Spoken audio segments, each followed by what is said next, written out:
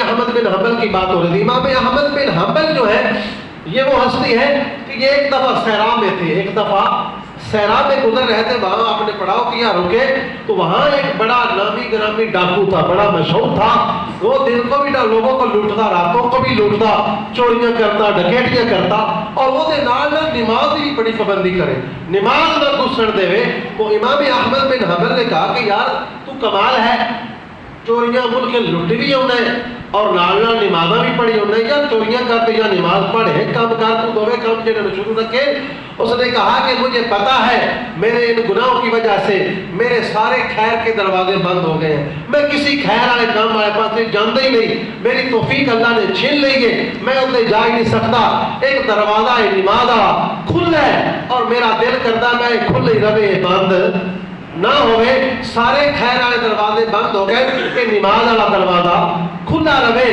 تو یہ ان الصلاۃ تنہی عن الفحشاء والمنکر, نماز بے حیائی اور برے کاموں سے روکتی ہے.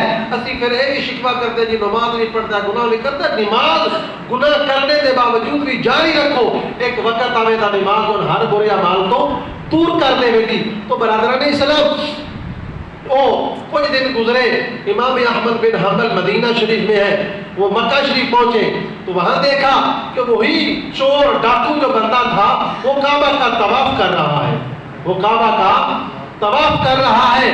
تو آپ نے فرمایا یار کدی تو کعبے دے طواف تے کدی چوریاں تے کدی نمازاں. اس نے کہا کہ حضور نماز جاری رکھی ہے اللہ کی اس قرآن کی آیت پر, یعنی یہ مجھے صلہ ملا ہے جو اللہ نے فرمایا کہ نماز بے حیائی سے برائیوں سے روک دیا ہے, منع کر دیا ہے, یعنی نماز میں نے جاری رکھی ہے. اس نماز کی برکت سے اللہ تعالیٰ کا آج میرے اوپر فضل ہے, کرم ہے, میں نے سارے گناہ برے عمل چھوڑ دیے ہیں اور آج کعبہ کا طواف بھی کر رہا ہوں. یہ نماز کی برکت ہے. اس لیے کچھ گناہ ہو بھی جائیں تو نماز نہ چھوڑے, نماز جاری رکھے, جیسے ممکن ہو نماز ضرور ادا کرے. تو نبی پاک صلی اللہ علیہ وسلم نے فرمایا